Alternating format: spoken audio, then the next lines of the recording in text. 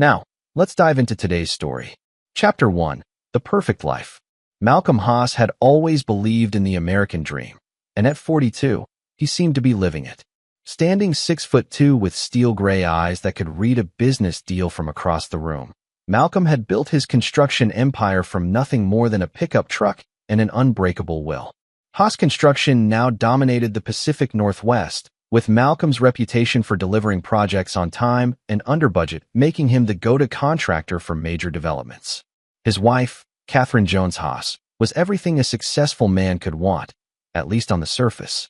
At 38, she possessed the kind of refined beauty that turned heads at charity galas, with auburn hair that caught the light just right and a smile that had once made Malcolm's heart race. They'd met 12 years ago when she was working as an interior designer for one of his high-end residential projects. The chemistry had been instant, the courtship passionate, and the marriage seemingly perfect. Their daughter, Annie Gardner Haas, was 15, brilliant, observant, and the apple of Malcolm's eye. She had inherited his analytical mind and Catherine's grace, though lately, Malcolm had noticed a distance in her demeanor that he couldn't quite place. Catherine's sister, Judith Britton, was a frequent visitor to their sprawling home in the hills outside Seattle. 2 years younger than Catherine, Judith had never quite found her footing in life. She'd moved in with them 6 months ago after another failed relationship, claiming she needed time to figure things out. Malcolm had agreed, though something about Judith's presence had always made him uneasy. The cracks in Malcolm's perfect life had started small. Catherine's late-night phone calls that she'd hastily end when he entered the room. Her sudden interest in yoga classes that seemed to run longer each week. The way she'd started showering immediately after coming home, as if washing away evidence of where she'd been. Malcolm wasn't a fool. 25 years in construction had taught him to spot structural weaknesses before they brought down the whole building. But he was methodical, patient. He'd learned long ago that the best revenge was served cold, and he needed to know exactly what he was dealing with before he acted. The family hiking trip had been Catherine's idea, a weekend getaway to Mount Rainier to reconnect as a family. Malcolm had been suspicious, but played along. He'd noticed how Catherine and Judith exchanged glances when they thought he wasn't looking, how they whispered conversations that stopped the moment he or Annie approached. As they drove up the winding mountain roads that Saturday morning, Malcolm's instincts screamed danger. But he was curious now, wanting to see how far they would go, what they were really planning. Annie sat in the back seat, unusually quiet, her phone clutched in her hands as she stared out the window. "This'll be great," Catherine said, her voice carrying that forced brightness Malcolm had learned to distrust. Just like the old days, before everything got so complicated. Judith nodded enthusiastically from the passenger seat. "I found this amazing trail online. It's got the most incredible views, and it's not too crowded. Perfect for some family photos." Malcolm's hands tightened on the steering wheel. In his rearview mirror, he caught Annie's eyes. For just a moment, he saw something there. Fear, perhaps, or warning. But when he looked again, she was back to staring out the window. They reached the trailhead by noon, the late September air crisp with the promise of autumn. The trail Judith had chosen was indeed remote, winding through dense forest before opening onto rocky outcroppings that offered spectacular views of the valley below. As they hiked, Malcolm found himself cataloging escape routes, noting the terrain, the drop-offs, the isolated nature of their location. Old habits from his military days, perhaps, but habits that had kept him alive and successful. "Malcolm, why don't you and Annie go ahead to that overlook?" Catherine suggested when they reached a fork in the trail. "Judith and I will catch up in a few minutes. I want to get some photos of the wildflowers back there." It was a reasonable request, but every instinct Malcolm possessed screamed trap. Still, he was curious to see their endgame. He nodded and continued up the trail with Annie, noting how his daughter's pace had slowed, how she kept glancing back toward her mother and aunt. The overlook was breathtaking, a rocky ledge that jutted out over a 100-foot drop into a boulder-strewn ravine. Malcolm had seen enough construction accidents to know that a fall from this height would be fatal. He positioned himself carefully, keeping Annie behind him, when he heard Catherine and Judith approaching. "The view's incredible up here," he called back to them, his voice carrying easily in the thin mountain air. That's when it happened. Catherine and Judith emerged from the tree-line together, moving with purpose and determination that chilled Malcolm to the bone. They'd discarded their hiking packs, and their faces held expressions he'd never seen before. Cold, calculating, utterly without mercy. "I'm sorry it has to be this way," Catherine said, her voice devoid of the warmth that had once drawn him to her. Before Malcolm could react, both women rushed forward with surprising coordination. Catherine slammed into his back while Judith targeted Annie, and suddenly they were airborne, falling through space with the rocks rushing up to meet them. Malcolm's last coherent thought before impact was that he'd underestimated them completely. Chapter 2. The Daughter's Secret. Pain. That was Malcolm's first sensation as consciousness slowly returned.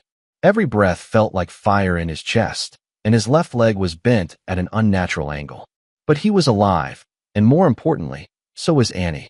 She lay beside him among the rocks, her breathing shallow but steady. "Don't move," Annie whispered so quietly that Malcolm almost thought he'd imagined it. "Keep pretending you're dead." Malcolm forced himself to remain still, fighting every instinct to check on his daughter, to assess their injuries, to plan their escape. Instead, he lay motionless, listening as voices echoed from the cliff above. "Can you see them?" Judith's voice, sharp with anxiety. "They're not moving," Catherine replied.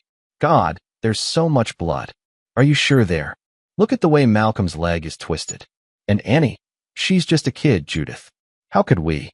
"Don't start with the guilt now," Judith snapped. "This was your plan, remember?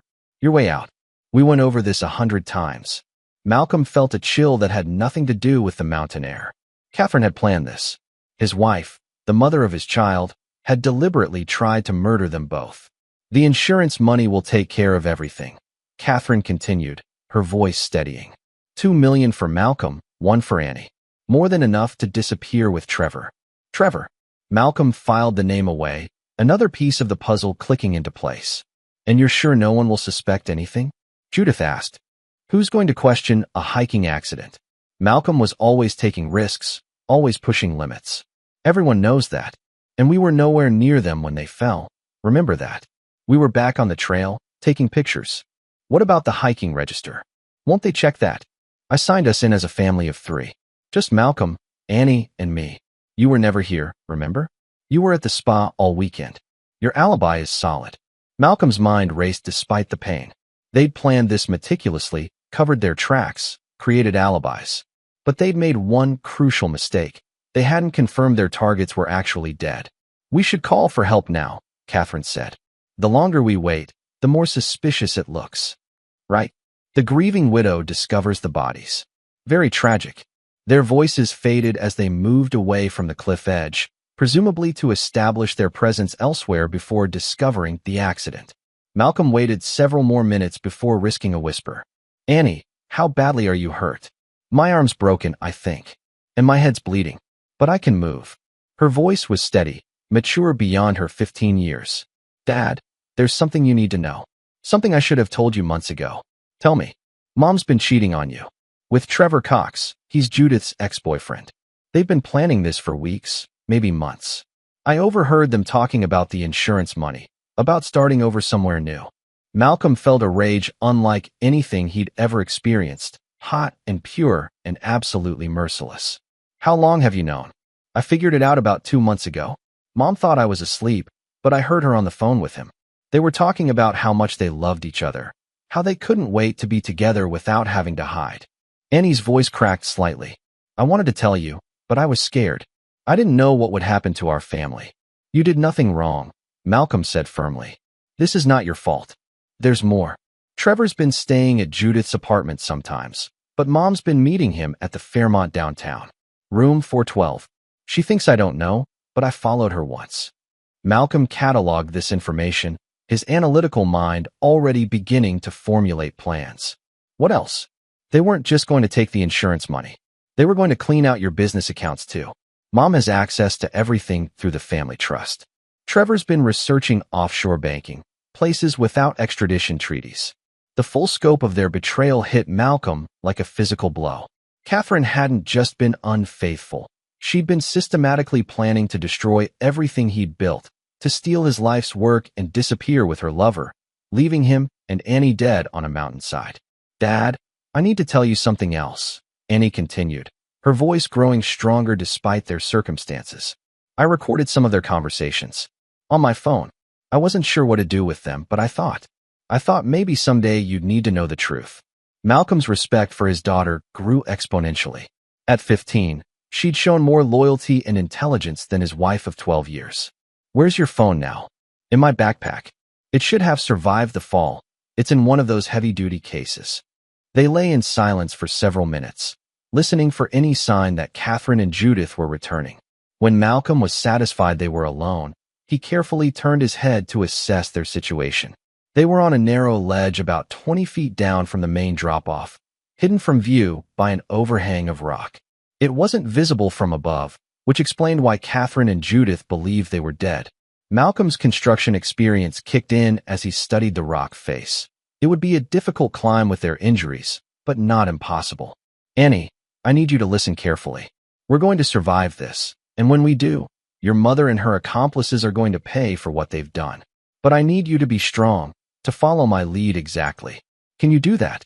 Yes, she replied without hesitation. Good, because what we're about to do is going to require perfect timing and absolute commitment. There's no room for mercy or second thoughts. I understand. They tried to kill us, Dad. They wanted us dead. Malcolm heard the steel in his daughter's voice and recognized something of himself in her. Catherine and Judith had no idea what they'd unleashed. They thought they were dealing with a successful businessman who'd grown soft with prosperity. They were about to learn that Malcolm Haas had survived Afghanistan, built an empire from nothing, and possessed a capacity for ruthless vengeance that they couldn't even imagine. Let's start climbing, he said. Chapter 3. The hunt begins. The climb took 4 agonizing hours. Malcolm's broken leg made every movement torture, but military discipline and pure rage kept him moving. Annie, despite her broken arm and concussion, proved to be remarkably resilient, following his whispered instructions without complaint. They reached the top just as the sun was setting, painting the mountains in shades of red that seemed appropriate for what Malcolm was planning. They could hear voices in the distance, search and rescue teams that Catherine had undoubtedly called hours ago, playing her role as the distraught wife who discovered her family missing. We can't let them see us, Malcolm whispered. Not yet. First, we need to get to your phone and those recordings. They found Annie's backpack wedged between 2 boulders 50 feet from where they'd landed. The phone was intact, protected by its military-grade case. Malcolm scrolled through the audio files Annie had collected over the past 2 months, his jaw clenching tighter with each revelation. Catherine and Trevor discussing the timing of the accident. Judith researching the best hiking trails for their purposes. Detailed conversations about how they'd split the insurance money and disappear to a non-extradition country. Most damning of all, a recording of Catherine telling Trevor that she'd never loved Malcolm anyway, and that Annie was just collateral damage in getting what they deserved. Dad, there's something else, Annie said quietly. In that last recording from 3 days ago, listen to what Mom says about your business partners. Malcolm played the file and felt his blood turn to ice. Catherine was discussing how to frame Warren Shepard and Glenn Boyd, his 2 most trusted partners, for embezzling from the company. She and Trevor had already prepared false documentation, planted evidence in the company computers, and planned to trigger an investigation that would destroy both men's lives while covering their own tracks. Warren and Glenn weren't just his business partners, they were his closest friends. Warren had served with him in Afghanistan, and Glenn had been his first hire when he started the company. These weren't just business relationships, they were family. How long has this been planned? Malcolm asked, though he dreaded the answer. From what I can tell, at least 6 months, maybe longer. Malcolm closed his eyes, fighting the rage that threatened to overwhelm his judgment. Catherine hadn't just betrayed him. She'd orchestrated the complete destruction of everything and everyone he cared about. But her mistake was believing that she was smarter than him, that she could manipulate the situation while he remained oblivious. Annie, I need you to do exactly as I say. We're going to use their plan against them, but it requires perfect execution. They made their way carefully down the mountain, avoiding the search teams by using game trails that Malcolm remembered from his hunting days with Warren. By midnight, they reached Malcolm's truck, hidden in a service road where he'd strategically parked it that morning, claiming he wanted to take a different route up the mountain. The drive to Seattle took 3 hours, with Malcolm fighting exhaustion and pain while Annie dozed fitfully in the passenger seat. He used the time to mentally construct his plan, considering every angle, every possible complication. Malcolm's first stop was a 24-hour clinic in Tacoma where a doctor who owed him favors asked no questions while setting his leg and treating Annie's injuries. Cash changed hands, and there would be no record of their visit. By dawn, they were at a safe house Malcolm maintained in South Seattle, a property purchased under one of his shell companies that Catherine knew nothing about. It was where he conducted business that required absolute privacy, equipped with surveillance equipment, secure communications, and other tools from his more interesting years. "Get some rest," he told Annie. "When you wake up, we start phase 1. But sleep wouldn't come. Instead, Malcolm sat in his office, surrounded by monitors displaying feeds from cameras he'd secretly installed months ago throughout their home. He'd suspected Catherine's infidelity and had been gathering evidence, but he'd never imagined the scope of her betrayal. On the screens, he watched Catherine pacing the living room, cell phone pressed to her ear. Even without audio, her body language screamed guilt and anxiety. Judith sat on the couch, nervously chain-smoking cigarettes, a habit she'd claimed to have quit years ago. Malcolm activated the audio feed and listened to Catherine's side of what was clearly a conversation with Trevor. "Told you they're dead. The search team found some blood on the rocks, and the police are treating it as a tragic accident. No, I'm playing the devastated widow perfectly. Judith's here supporting me through my grief. The insurance investigator won't be a problem. I've been setting this up for months, remember?"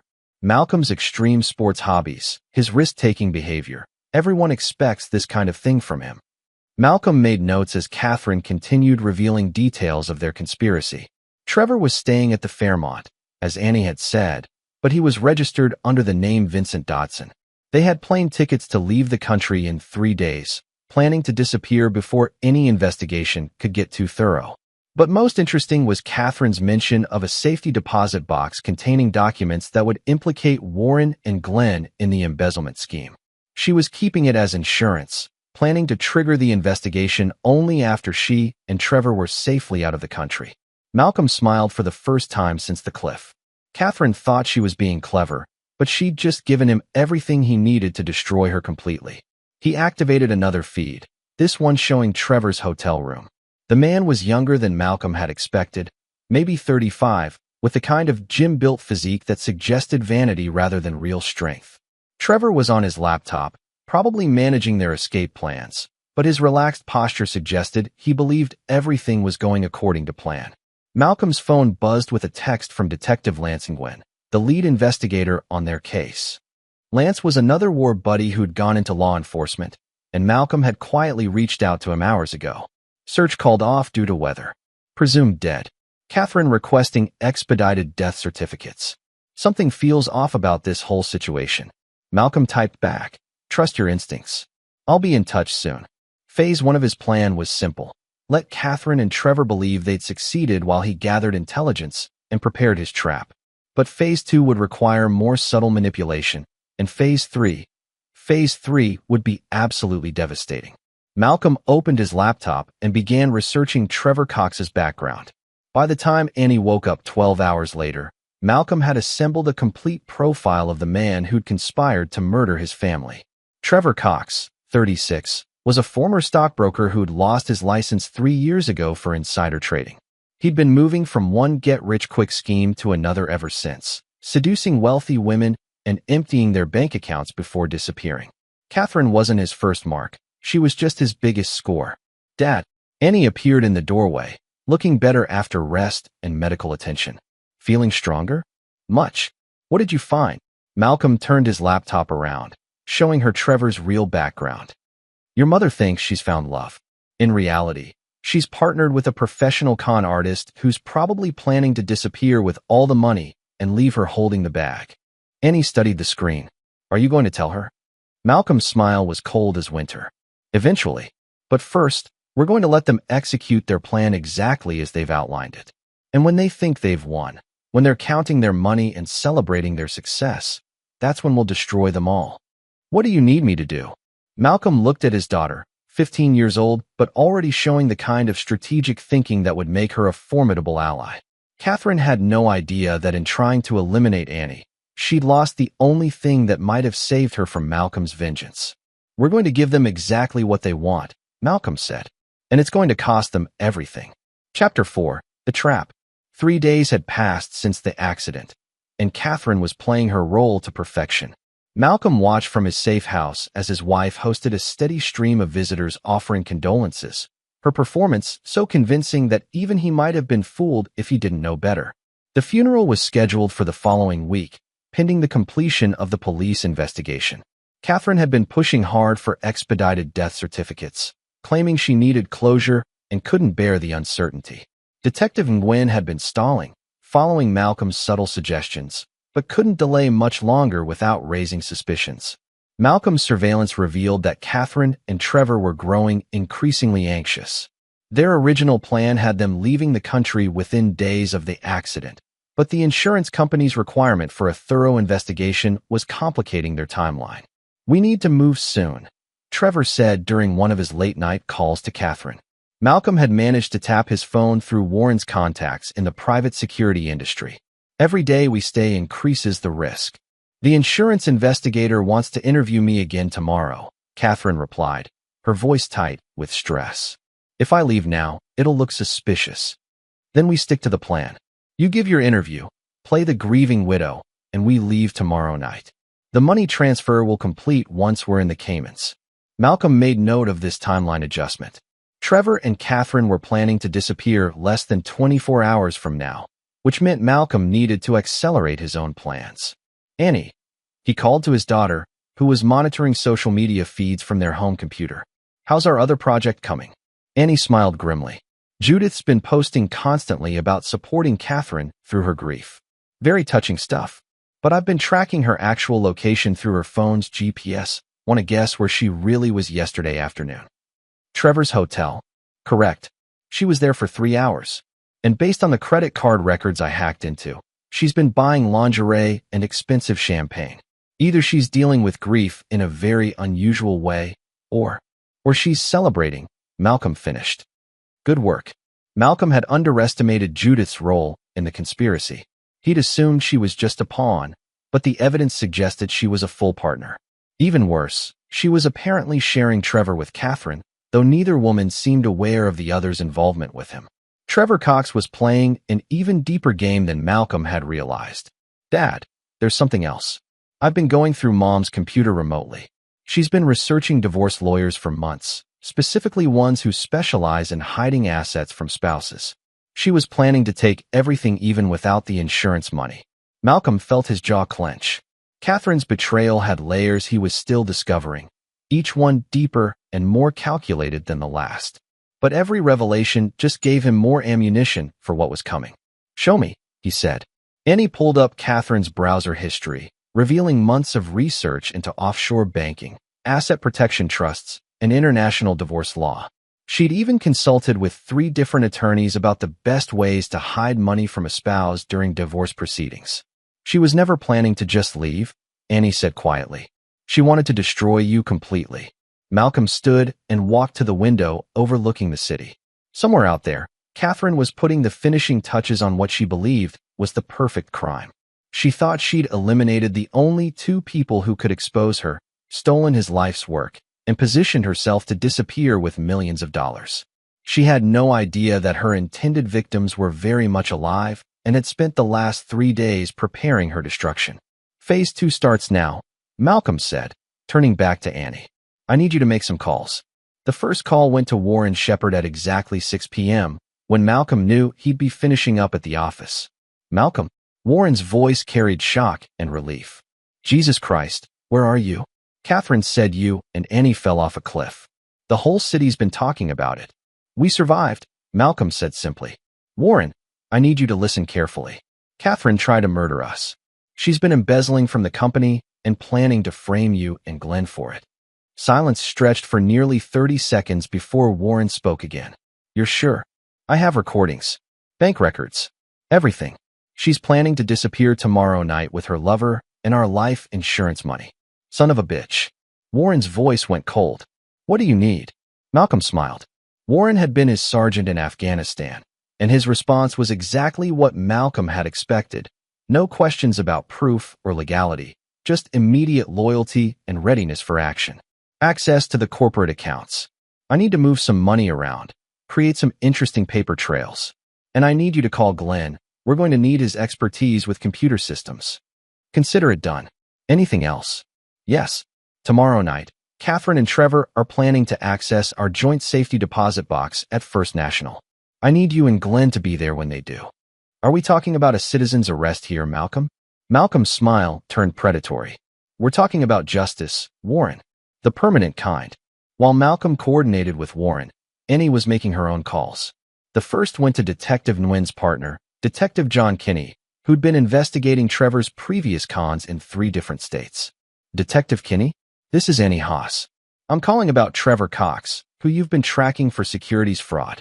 Malcolm listened as his 15-year-old daughter calmly explained the situation to a seasoned detective, providing evidence that would connect Trevor to multiple federal crimes across state lines. By the time she finished, Kinney was promising to coordinate with the FBI and have agents in position by tomorrow evening. The second call went to Catherine's sister, Lynn Lim, who lived in Portland and had no idea that Judith was involved in the conspiracy. Lynn? It's Annie. I need to tell you something about Aunt Judith that you're not going to believe. Malcolm watched with growing admiration as Annie systematically destroyed Judith's alibis and support network. Lynn was a federal prosecutor who took a very dim view of attempted murder, and she promised to have Oregon State Police pick up Judith within the hour. The third call was the most important, and Annie made it directly to Catherine. Mom. Annie's voice was weak, scared, the perfect imitation of a traumatized teenager. Mom, we're alive. Dad and we survived the fall, but we're hurt. We need help. Malcolm could hear Catherine's sharp intake of breath through the phone, followed by a long silence that spoke volumes. Annie? Oh my God, where are you? I've been so worried. We're at the old cabin up on Mount Baker. Dad's leg is really bad, and I think he has a concussion. We managed to climb out of the ravine, but we're trapped by the weather. Can you come get us? Another pause. Malcolm could practically hear Catherine's mind racing, trying to figure out how her plan had gone wrong and what this meant for her escape timeline. Of course, sweetheart. I'll come right away. Don't worry, everything's going to be okay. Mom, don't bring anyone else. Dad said. He said some things about Aunt Judith that didn't make sense. I think the head injury made him paranoid. He might not trust anyone else right now. I understand. I'll come alone. Just hang on, okay? Annie hung up and looked at her father.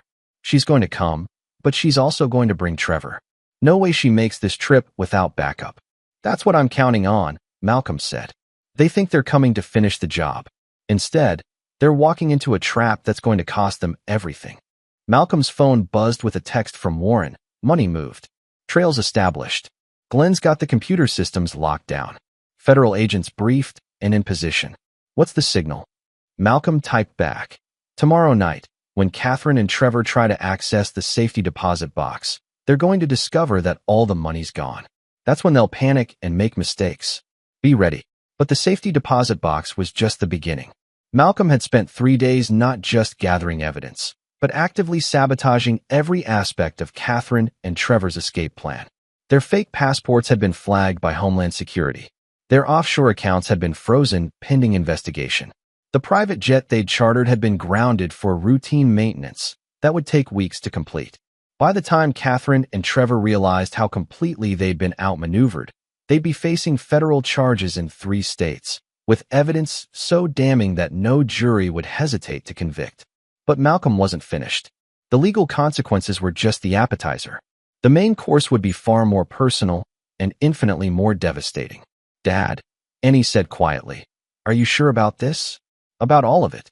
Malcolm looked at his daughter, 15 years old, but already understanding that some betrayals were unforgivable, that some people forfeited any claim to mercy when they tried to murder children. They tried to kill us, Annie. They were willing to murder a 15-year-old girl for money. They planned to destroy Warren and Glenn's lives to cover their tracks. People like that don't deserve second chances. Annie nodded slowly. What do we do next? Malcolm checked his watch. Catherine would be starting her drive to Mount Baker soon, with Trevor undoubtedly following at a distance. They had about 6 hours before the final confrontation, 6 hours to put the last pieces of his plan into motion. Next We go to Mount Baker ourselves, Malcolm said. It's time to finish this. Chapter 5. The Confrontation.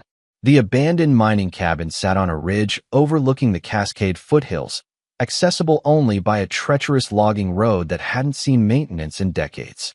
Malcolm had chosen it specifically because it was isolated, defensible, and had multiple escape routes, tactical considerations that his construction business often required and his military background had refined.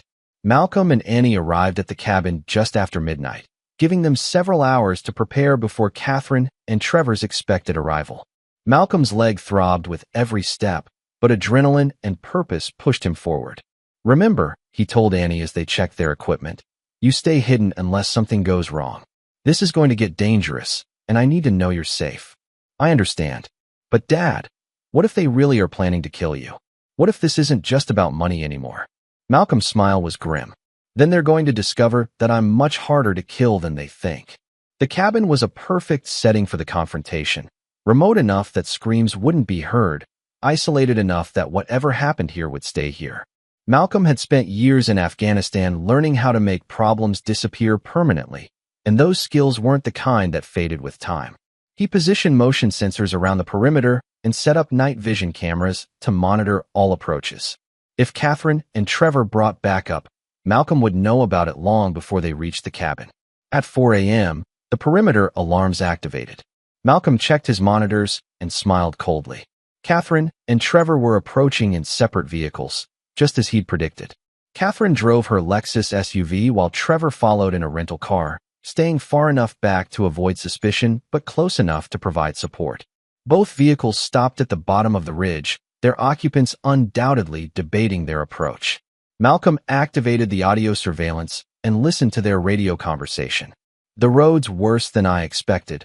Catherine's voice crackled through the static. My car won't make it all the way up. Mine neither, Trevor replied. We'll have to hike the last mile. Are you sure they're actually up there? Annie called from the cabin's landline. I checked the number. They're there. And you're certain they don't suspect anything? Catherine's laugh was cold. Malcolm thinks he's so smart, but he's never suspected a thing. After tonight, this will all be over. Malcolm felt a familiar calm settle over him, the same feeling he'd experienced before every mission in Afghanistan. Catherine and Trevor were about to discover that their careful planning meant nothing when faced with superior tactics and absolute ruthlessness.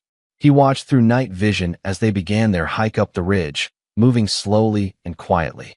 Catherine carried a hiking pack that seemed unusually heavy, while Trevor had what appeared to be a rifle case slung over his shoulder. So they weren't just planning to verify that Malcolm and Annie were dead. They were coming prepared to finish the job if necessary. Annie, Malcolm whispered into his radio. They're armed and moving up the ridge. Trevor has a rifle.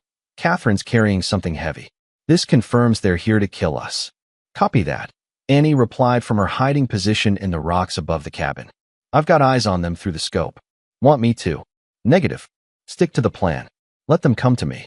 Malcolm positioned himself in the cabin's main room, slumped against the wall with fake blood on his forehead and his leg positioned to suggest a severe break. He controlled his breathing to mimic unconsciousness while keeping his weapons within easy reach. The wait felt eternal, but eventually he heard footsteps on the cabin's rotting porch.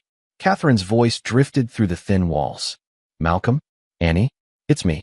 I'm here to help you. The door creaked open, and Malcolm heard Catherine gasp.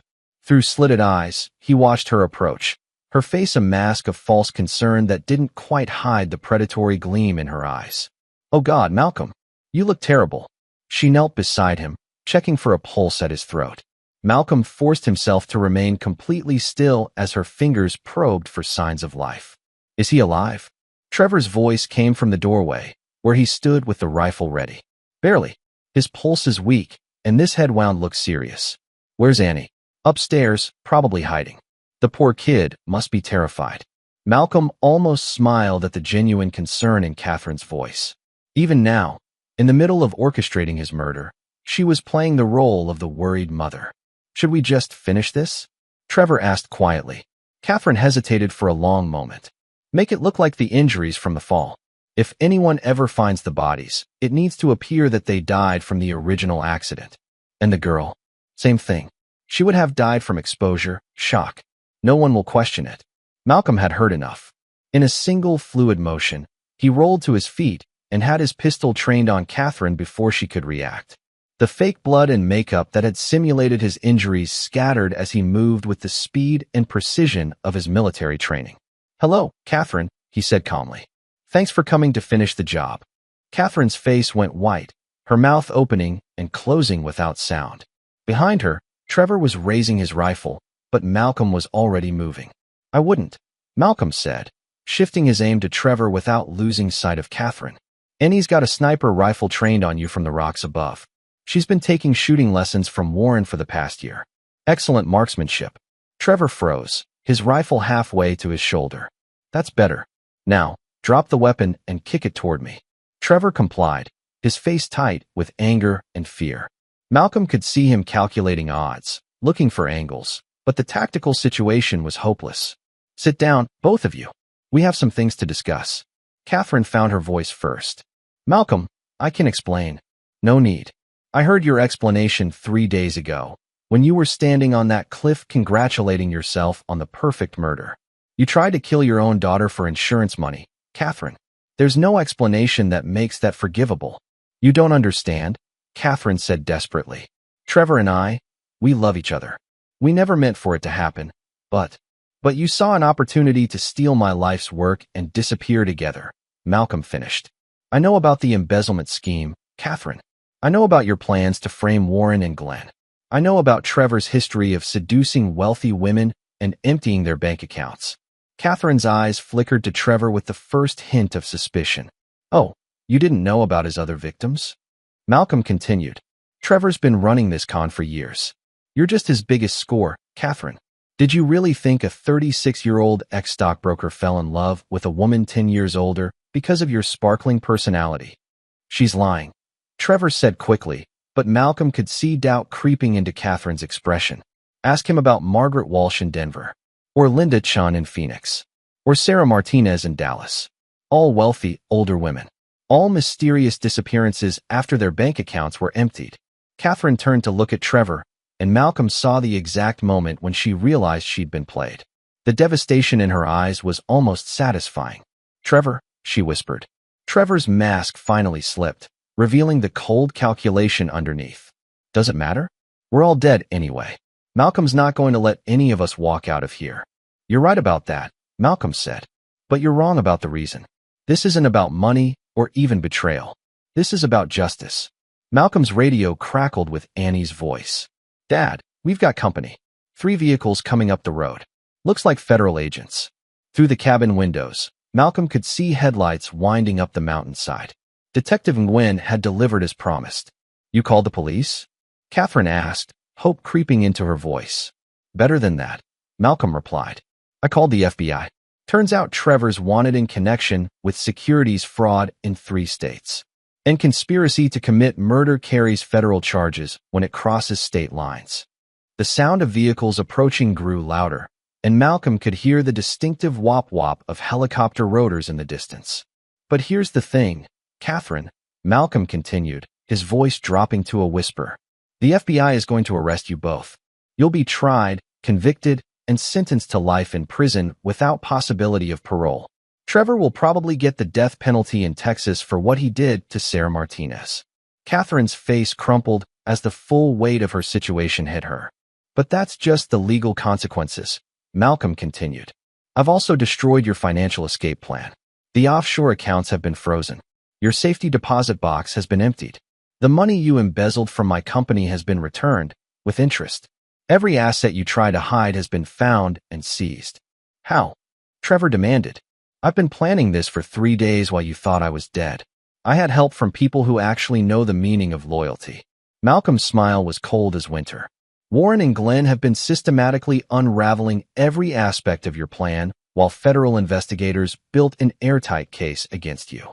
The sound of footsteps on the porch announced the arrival of the FBI. Agent Dick Velasquez stepped through the door, followed by Detective Nguyen and a team of federal marshals. "Mr. Haas," Agent Velasquez said formally, "are you and your daughter unharmed?" "We're fine, Agent Velasquez. Thanks for the prompt response."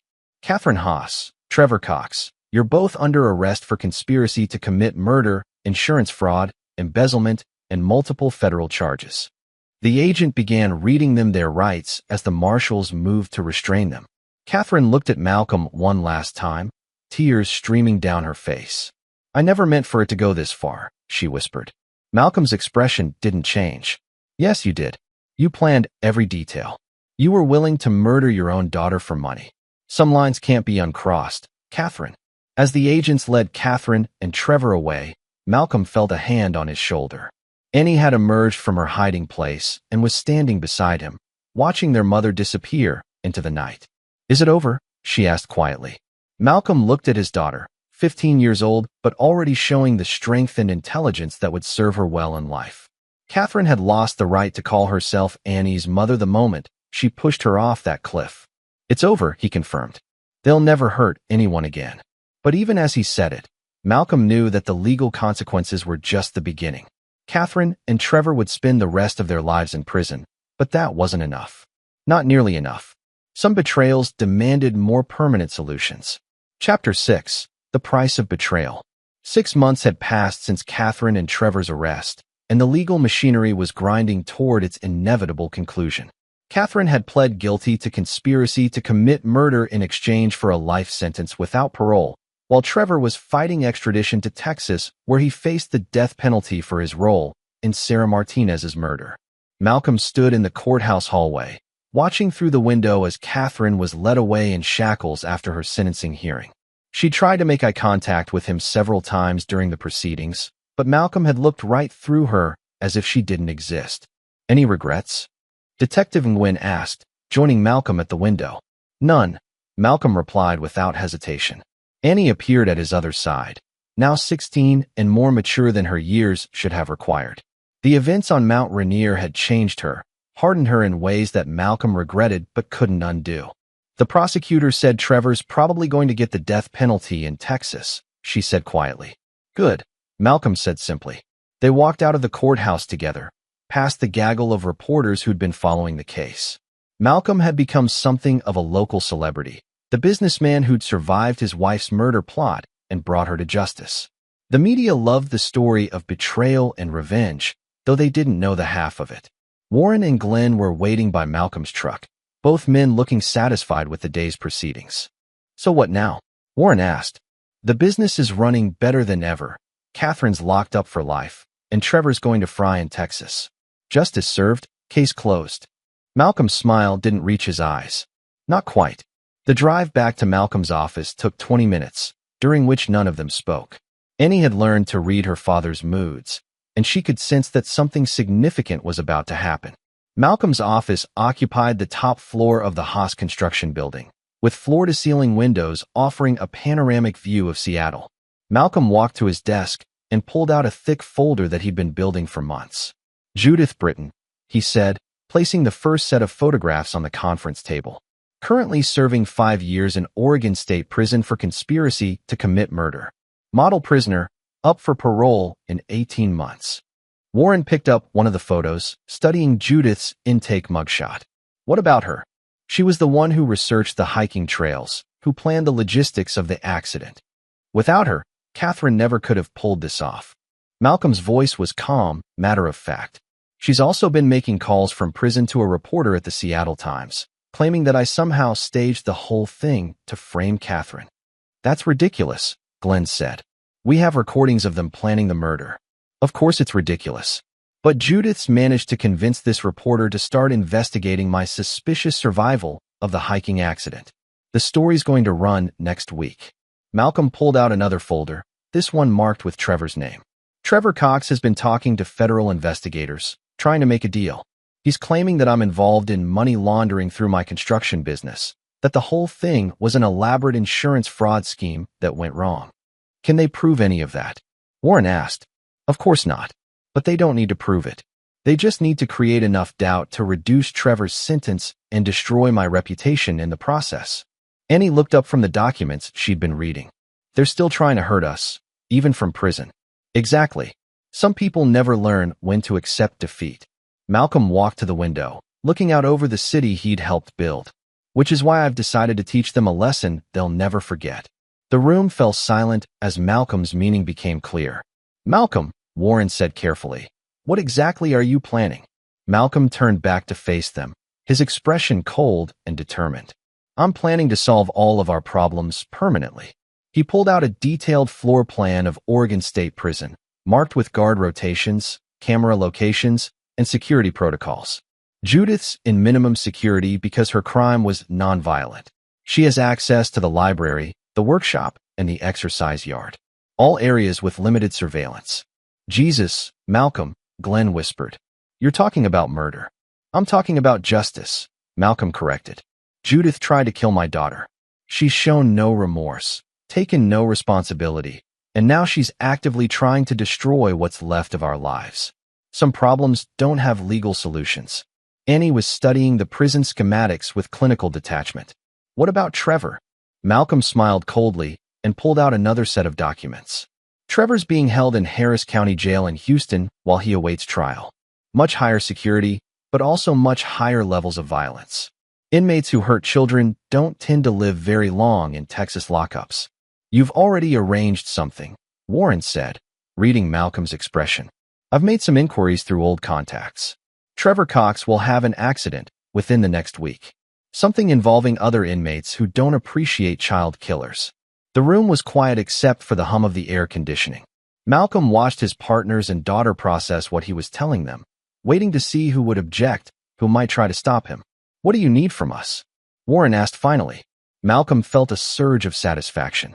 Warren understood that some betrayals were unforgivable, that legal justice was sometimes insufficient. I need alibis, Malcolm said. Next weekend, we're all going to be at your cabin in the San Juans, fishing and drinking and having a grand time. Lots of witnesses, lots of photos, completely innocent. While you're actually in Oregon, Glenn said, understanding. While I'm solving our Judith problem, yes. Annie looked up from the documents. I want to help. Absolutely not, Malcolm said firmly. You've been through enough. This is something I have to do alone. She tried to kill me too, Dad. I have just as much right to justice as you do. Malcolm studied his daughter's face, seeing the same cold determination that drove his own decisions. Annie had grown up a lot in the past 6 months, and perhaps it was time to stop protecting her from the reality of their situation. What are you proposing? He asked. I can get into the prison easier than you can. 16-year-old girls don't set off the same security alerts as 42-year-old men. I volunteer at the animal shelter. I could arrange a program where we bring therapy dogs to the prison. Perfect cover. Malcolm considered this. It was risky, but Annie was right. She could move through the prison with much less scrutiny than he could. And what happens when you're alone with Judith? Annie's smile was as cold as her father's. Accidents happen in prisons all the time. Heart attacks, allergic reactions, falls downstairs. Especially to inmates who've been receiving threatening letters from victims' families. Malcolm raised an eyebrow. What threatening letters? The ones I've been sending from anonymous addresses for the past 3 months. Judith's been complaining to the warden about them, claiming she's in fear for her life. When she dies, everyone will assume it was retaliation from one of Catherine's victims. Malcolm felt a surge of pride in his daughter's strategic thinking. Annie had been planning this operation for months, just as he had. Warren, Glenn, Malcolm said, turning to his partners. Are you in or out? Because once we cross this line, there's no going back. Warren stood up and extended his hand. Catherine tried to destroy us all. She forfeited any right to mercy when she pushed Annie off that cliff. Glenn nodded and shook Malcolm's hand as well. I'm in. But we do this smart, clean, and permanent. Malcolm looked around the room at the 3 people who mattered most to him. His daughter, his closest friend, and his most trusted partner. They understood what needed to be done, and they were willing to do it. Then let's finish this, Malcolm said. Outside the office windows, Seattle glittered in the afternoon sun, the city Malcolm had helped build and would continue to protect. Catherine and Trevor had made the mistake of thinking they could destroy everything he cared about and walk away. They were about to learn that Malcolm Haas never forgave, never forgot, and never left debts unpaid. Chapter 7. Perfect Justice. The Oregon State Prison sat like a concrete monument to human failure in the rolling hills outside Salem. Malcolm watched it through binoculars from a ridge half a mile away, timing the guard rotations and studying the traffic patterns that Annie would need to navigate. It had been 2 weeks since their meeting in his office, and every detail of their plan had been rehearsed to perfection. Annie's volunteer program had been approved. She would be bringing therapy dogs to the prison every Tuesday for the next month, providing multiple opportunities to accomplish their mission. Warren and Glenn were already at the cabin in the San Juans, establishing their alibi and taking photos that would prove Malcolm's presence during the critical time frame. Modern digital photography made it easy to manipulate timestamps and metadata, creating ironclad evidence that Malcolm had been hundreds of miles away when anything happened to Judith. Radio check. Annie's voice crackled through his earpiece. Copy. You're clear to proceed. Malcolm watched through his scope as Annie's van approached the prison gates. She looked every inch the dedicated young volunteer. Neat appearance, proper documentation, genuine enthusiasm for her work with animals. The guards at the gate barely glanced at her credentials before waving her through. Inside the van were 3 golden retrievers from the animal shelter, all certified therapy animals with impeccable temperaments. The dogs provided perfect cover for Annie's real mission while also serving a legitimate therapeutic purpose for the inmates. I'm inside the perimeter, Annie reported. Processing through security now. Malcolm had studied the prison's security protocols exhaustively. Volunteers went through metal detectors and basic searches, but the process was routine and relatively relaxed for established programs. Annie's volunteer credentials had been verified weeks ago, and she'd already made 3 successful visits without incident. Dogs are through security, Annie reported 15 minutes later, heading to the common area for the first session. Malcolm checked his watch. Judith's schedule showed her working in the prison library until 2 p.m., then having free time until dinner. The library was on the route between the common area and the workshop where Annie would take the dogs for their second session. Target should be moving to intercept your route in approximately 10 minutes, Malcolm advised. Copy that. Beginning Phase 2. Malcolm had spent weeks studying Judith's behavior patterns through contacts in the prison system. She was predictable, routine-oriented, and increasingly paranoid about the threatening letters that had been arriving regularly. The guards had dismissed her concerns as typical prisoner anxiety, which made her the perfect target. Contact, Annie reported. She's approaching the library in trance. Through his earpiece, Malcolm could hear the ambient noise of the prison, conversations, footsteps, the jingle of the therapy dog's leashes. Annie was moving through the hallway with her canine companions, ostensibly heading from one session to another. Excuse me, Malcolm heard Annie say, her voice perfectly innocent. Aren't you Judith Britton? I'm working on a school project about the criminal justice system, and I was hoping to interview some inmates about rehabilitation programs. I don't talk to reporters. Judith's voice was sharp, suspicious. Oh, I'm not a reporter. I'm just a high school student. My name's Jenny Walsh. I volunteer here with the therapy dog program. Malcolm smiled at Annie's use of her alias. Jenny Walsh was the fictional daughter of Margaret Walsh, one of Trevor's previous victims. If Judith made the connection, it would only reinforce her paranoia about being targeted for revenge. What kind of project? Judith asked, her tone softening slightly. I'm writing about how people change in prison, how they find redemption. I thought your story might be particularly interesting because of the media attention your case received. Malcolm heard footsteps as the conversation moved, presumably toward a more private location. I suppose I could spare a few minutes, Judith said. But not here in the hallway. There's a quiet study room in the library. That would be perfect, Annie replied. Malcolm's heart rate increased as Annie moved into position. The study room Judith had mentioned was isolated, with limited camera coverage and minimal foot traffic. It was the perfect location for what needed to happen next. We're in position, Annie reported quietly. Malcolm heard the sound of a door closing, then the rustling of papers as Annie presumably prepared for her fake interview. So, Annie said clearly, why don't you start by telling me about the hiking trip where you tried to murder my father and me? Silence stretched for several seconds before Judith spoke, her voice filled with shock and fear. You're Malcolm's daughter. How did you get in here? How did you? It's amazing what you can accomplish with proper planning, Annie said, her voice cold as winter. Something you and my mother never quite mastered. Listen, I never wanted anyone to get hurt, Judith said desperately. It was Catherine's idea, all of it. I just went along because she's my sister. You researched the trails. You planned the logistics. You helped choose the location where you thought we'd die. Annie's voice was steady, controlled. You tried to murder a 15-year-old girl for money. I'll testify against Catherine, Judith offered frantically. I'll tell them everything she planned. We can make a deal. There are no deals. Annie cut her off. No bargains, no plea agreements, no second chances. You tried to kill me, and now you're going to pay the price. Malcolm heard a sharp intake of breath, then the sound of a struggle. He checked his watch. They had maybe 5 minutes before someone would notice the extended absence from the therapy dog session. Security to the library. A voice announced over the prison's PA system. Medical emergency in study room 3. Malcolm's blood ran cold. Something had gone wrong. Annie, report, he said urgently into his radio. No response. Through his scope, Malcolm watched as emergency vehicles rushed toward the prison entrance. His daughter was inside those walls, possibly compromised, and he was helpless to assist her. Annie, if you can't hear me, abort the mission and get out now, he transmitted. His earpiece crackled to life. Mission accomplished. Annie's voice was calm, professional. Target neutralized. Beginning extraction. Malcolm felt a surge of relief and pride. His 16-year-old daughter had just eliminated a major threat to their family and was maintaining perfect operational security while doing it. What's your status? He asked.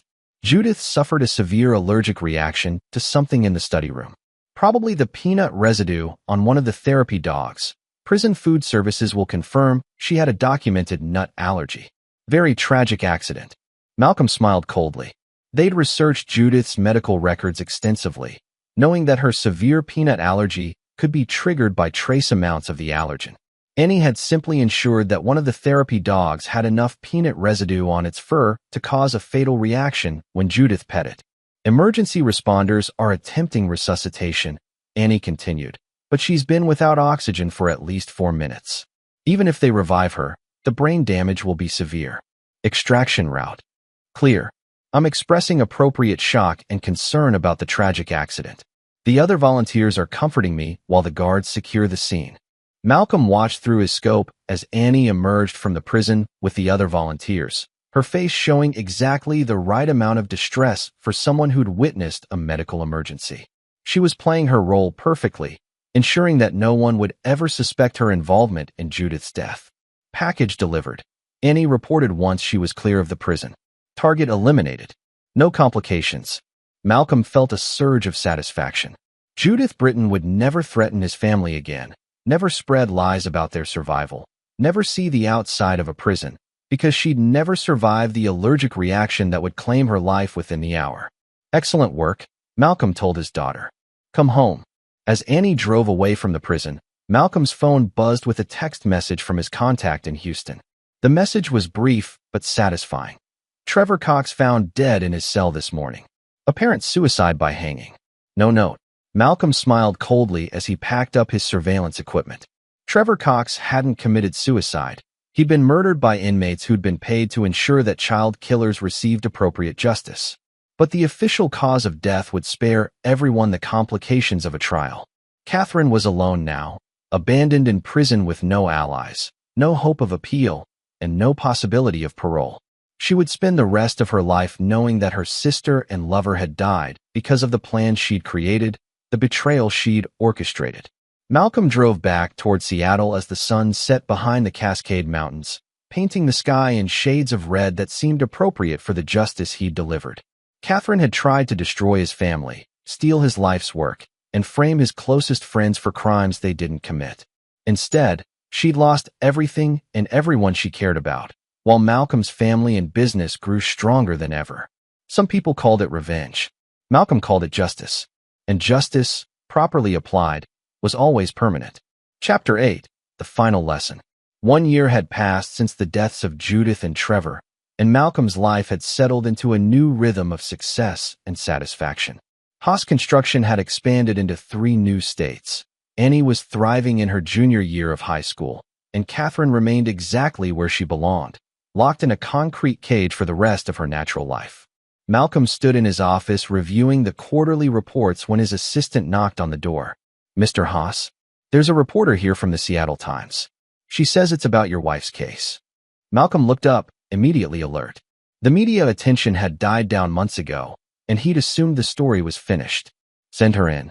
The woman who entered was younger than he'd expected, maybe 30, with the aggressive posture of an investigative journalist who thought she'd found something significant. Mr. Haas, I'm Diana Perez from the Seattle Times. I've been investigating some inconsistencies in your wife's case, and I was hoping you could clarify a few things. Malcolm gestured to a chair across from his desk. Of course, though I thought everything was settled months ago. Diana pulled out a digital recorder and notepad. I've been going through the evidence, and there are some details that don't quite add up. For instance, your survival of the fall seems remarkably fortunate given the height and terrain. Fortune had nothing to do with it, Malcolm replied calmly. Military training and construction experience taught me how to assess dangerous situations and react accordingly. But you and your daughter suffered remarkably few injuries for such a serious fall. The medical reports show a broken leg, some cuts and bruises, but nothing life-threatening. Malcolm's expression didn't change. Are you suggesting that my daughter and I weren't really injured? I'm suggesting that maybe the fall wasn't as serious as everyone believes. Maybe you suspected your wife's plan and took precautions. Diana leaned forward, her voice dropping confidentially. I've been talking to other inmates at the women's prison. Your wife has maintained her innocence from the beginning, claiming that you somehow orchestrated the whole thing. Malcolm's laugh was genuine. Ms. Perez, do you have children? No, but I don't see how that's relevant. It's relevant because anyone with children would understand that a parent doesn't use their 15-year-old daughter as bait in some elaborate scheme. The suggestion is not just ridiculous, it's offensive. Diana consulted her notes. What about the deaths of Judith Britton and Trevor Cox? Doesn't it seem convenient that both of your wife's co-conspirators died in custody before they could testify? Convenient for whom? Malcolm asked. Justice was served regardless of their deaths. They were both going to spend the rest of their lives in prison anyway. But their deaths eliminated any possibility that they might reveal information that contradicted your version of events. Malcolm's eyes went cold. Ms. Perez, are you accusing me of somehow arranging murders in two separate prison systems in different states? I'm not accusing anyone of anything. I'm just investigating inconsistencies. Malcolm stood and walked to his window, looking out over the city skyline. Let me share something with you, Ms. Perez. My wife, the mother of my child, tried to murder us both for insurance money. She planned to frame my business partners for embezzlement and disappear with her lover to enjoy our stolen money. He turned back to face the reporter. That woman betrayed every vow she'd ever made, violated every trust I'd placed in her, and was willing to murder her own daughter for financial gain. If you want to write a story about inconsistencies, start with trying to understand how someone becomes that completely evil. Diana scribbled notes furiously. But don't you think the public deserves to know if there are questions about? The public knows everything they need to know, Malcolm interrupted. A woman tried to commit murder for money and was caught. Justice was served. End of story. What if I told you that I have evidence suggesting you were in Oregon the day Judith Britton died? Malcolm's expression didn't change, but internally he was calculating rapidly. Diana was fishing, hoping to provoke a reaction that would confirm her suspicions. I'd say you should present that evidence to the appropriate authorities, Malcolm replied calmly. I was fishing with friends in the San Juan Islands that entire weekend, as documented by dozens of photos and witness statements. Photos can be manipulated. Witnesses can be bought. Malcolm walked back to his desk and opened a file drawer. He pulled out a thick folder and placed it in front of Diana. These are the financial records for my business over the past 2 years, he said. Every transaction, every payment, every expense. If I were paying for murders or manipulating evidence, the money trail would be in there somewhere. Diana opened the folder and began flipping through the documents. Malcolm watched her expression change as she realized the scope of what she was looking at, thousands of pages of detailed financial records that would take weeks to analyze properly. Of course, you're welcome to examine everything, Malcolm continued. Though I should mention that any false accusations of criminal activity could result in defamation lawsuits that would bankrupt your newspaper. Diana looked up sharply. Are you threatening me? I'm informing you of the potential consequences of publishing unsubstantiated allegations, Malcolm said. I have an excellent legal team and unlimited resources to defend my reputation. The reporter closed the folder and stood up. This isn't over, Mr. Haas. If there's something to find, I'll find it. I'm sure you will, Malcolm replied pleasantly. In the meantime, I'll have my lawyers review whatever you publish to ensure it meets proper journalistic standards. After Diana left, Malcolm sat back in his chair and considered the situation. The reporter was tenacious and intelligent, which made her potentially dangerous. But she was also fishing without evidence, hoping to build a story on speculation and innuendo. Malcolm's phone buzzed with a text from Annie. Saw the reporter leaving. Everything okay? He typed back. Minor annoyance. Nothing we can't handle. But as Malcolm looked out over the city, he realized that Diana Perez represented a new kind of threat. Not someone trying to destroy his family for money, but someone trying to destroy his reputation for professional advancement. Some problems required different solutions than others. Malcolm opened his laptop and began researching Diana Perez's background. Within an hour, he had a complete profile. Recent divorce, financial difficulties, career struggling after a previous investigation fell apart due to fabricated evidence. Diana Perez was desperate for a story that would restore her credibility, which made her willing to take risks that a more established journalist might avoid. It also made her vulnerable to the kind of pressure that Malcolm specialized in applying. He picked up his phone and dialed Warren's number. We have a new problem, Malcolm said when Warren answered. A reporter who's asking uncomfortable questions. Legal or illegal solution? Warren asked without hesitation. Malcolm smiled coldly. Let's start with legal and see how reasonable she is. By the end of the week, Diana Perez would discover that her investigation had cost her more than she'd bargained for. Her sources would stop talking to her, her editor would lose interest in the story, and her already precarious financial situation would become untenable. Malcolm had learned long ago that most problems could be solved with the right combination of pressure and incentives. Those who couldn't be reasoned with, well, they usually found that persistence came with a price they weren't willing to pay. Diana Perez was about to learn that some people were too dangerous to investigate, and Malcolm Haas was definitely one of them. Chapter 9, Permanent Solutions. Diana Perez discovered the first problem on Monday morning when she arrived at the Seattle Times to find her editor, Maurice Sweeney, waiting by her desk with a grim expression. We need to talk, Maurice said, gesturing toward his office. Diana followed him, already sensing that her investigation into Malcolm Haas had hit a roadblock. Maurice closed the door and sat heavily behind his desk. I'm killing the Haas story, he said without preamble. What? Why? I'm just getting started on the real investigation. Because I got a call from our legal department this morning. Apparently, Malcolm Haas's attorneys have filed preliminary paperwork for a defamation suit if we publish anything without concrete evidence.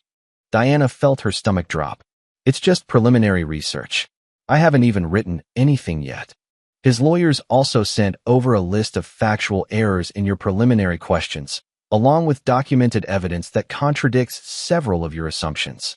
They're building a case that you're conducting a malicious investigation with predetermined conclusions. Maurice slid a thick folder across the desk. Diana opened it to find detailed financial records, witness statements, and timeline reconstructions that systematically dismantled every angle she'd been pursuing. How did they know what I was investigating? Diana asked. Probably because you interviewed dozens of people and left a paper trail a mile wide, Maurice replied sharply.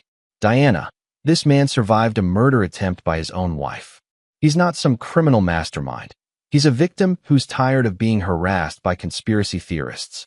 Diana stared at the documents, realizing that Malcolm had anticipated her investigation and prepared countermeasures for every angle she might pursue. It was either the work of an innocent man with excellent legal advice, or a guilty man with extraordinary planning abilities. Give me more time, she pleaded. I know there's something here. No, the story's dead. Move on to something else. Diana left Morris's office feeling defeated, but not deterred. If the Seattle Times wouldn't publish her investigation, she'd find someone who would. This was exactly the kind of story that could revive her career, if she could prove her suspicions. But over the next 3 days, Diana discovered that her problems went far beyond a single editor's reluctance. Her primary source at the women's prison stopped taking her calls. The medical examiner who'd performed Judith Britton's autopsy suddenly claimed he couldn't discuss the case. Even her contact at the Houston Police Department became unavailable when she tried to follow up on Trevor Cox's death. It was as if Malcolm Haas had reached out from Seattle and systematically destroyed every lead she'd developed. On Thursday, Diana's landlord called to inform her that her lease wouldn't be renewed due to complaints from other tenants.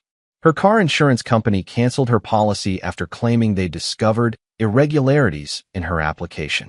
Her bank froze her checking account pending an investigation into suspicious transaction patterns. By Friday, Diana realized she was under attack from multiple directions simultaneously. Someone with significant resources and connections was systematically dismantling her life, and she had no doubt who was responsible. That evening, Diana sat in her apartment surrounded by boxes, preparing for a move she couldn't afford to an apartment she hadn't found yet. Her career was stalled, her finances were in ruins, and her investigation had collapsed completely. Her phone rang, displaying an unknown number. "Hello, Ms. Perez." Malcolm Haas's voice was calm and pleasant. "I hope I'm not interrupting anything important. How did you get this number? I think we should meet. There are some things we need to discuss." "I'm not interested in talking to you." "I think you are. Because right now, you're facing eviction, financial ruin, and the complete destruction of your career. I'm the only person who can fix those problems." Diana felt ice form in her stomach. "What are you saying?" "I'm saying that persistence isn't always a virtue, Ms. Perez. Sometimes it's a character flaw that leads to unfortunate consequences." "Are you threatening me?" "I'm offering you a choice. Meet me at Pike Place Market tomorrow at noon, or continue dealing with the consequences of your investigation on your own." The line went dead. Diana stared at her phone, realizing that she was dealing with someone far more dangerous than she'd imagined. Malcolm Haas hadn't just anticipated her investigation. He prepared a comprehensive response that could destroy her life if she persisted. But backing down now would mean admitting that powerful people could escape accountability through intimidation and pressure. Everything Diana believed about justice and truth was at stake. She spent the night researching Malcolm's background more thoroughly, looking for any angle that might give her leverage in tomorrow's confrontation. What she found was a man with military training, extensive business connections, and a demonstrated willingness to eliminate threats to his family. Diana arrived at Pike Place Market 15 minutes early, choosing a table in the busy food court where there would be plenty of witnesses. She'd also alerted a colleague about the meeting, leaving detailed notes about her investigation in case something happened to her. Malcolm appeared exactly at noon, looking like any other successful businessman meeting a contact for lunch. He sat across from her without invitation, his gray eyes studying her with clinical detachment. "Thank you for coming," he said pleasantly. "I was hoping we could resolve this situation amicably." "I'm not backing down from my investigation," Diana said, trying to project more confidence than she felt. "Of course you are," Malcolm replied calmly. "Because you're intelligent enough to recognize when you're outmatched." He pulled out an envelope and placed it on the table between them. "This contains a contract for a senior investigative position at a newspaper in Denver. The salary is triple what you're making here, the benefits are excellent, and the work is exactly the kind of journalism you've always wanted to do." Diana stared at the envelope without touching it. "You're trying to buy me off. I'm offering you a way to advance your career while avoiding the complete destruction that will result if you continue your current path." "And if I refuse?" Malcolm's expression didn't change. "Then you'll discover that your financial problems are just the beginning. Your reputation will be destroyed by revelations about fabricated stories in your past. Your professional references will become mysteriously unavailable. Your personal life will be scrutinized in ways that you'll find deeply unpleasant." Diana felt a chill as she realized the scope of what Malcolm was threatening. He wasn't just talking about professional consequences. He was talking about systematic destruction of every aspect of her life.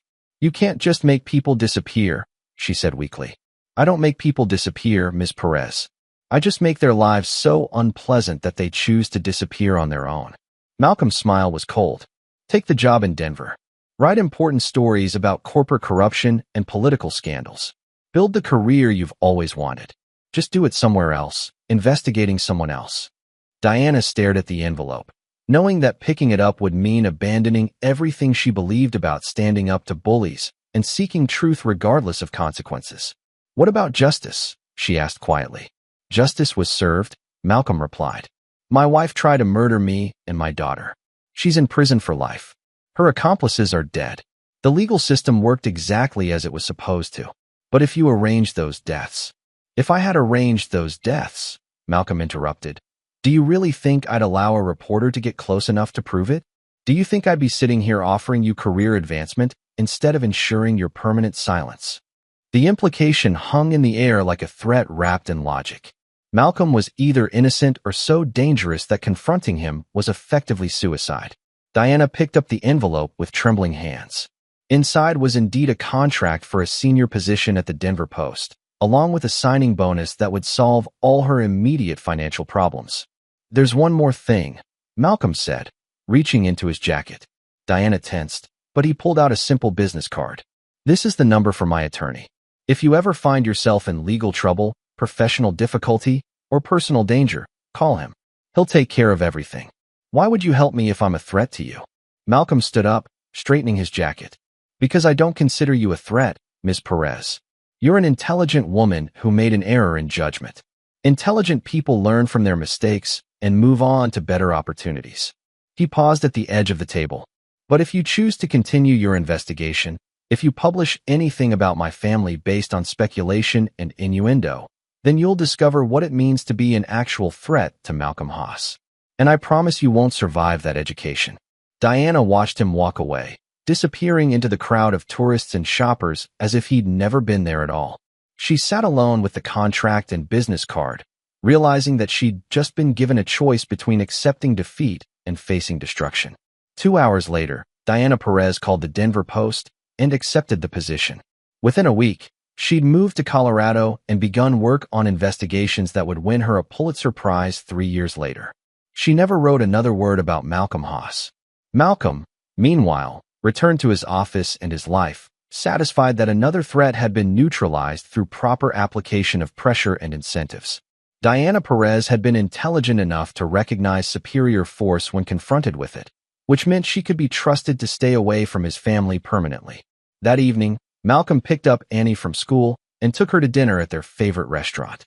At 17, she was already showing signs of the strategic intelligence and ruthless pragmatism that would serve her well in life.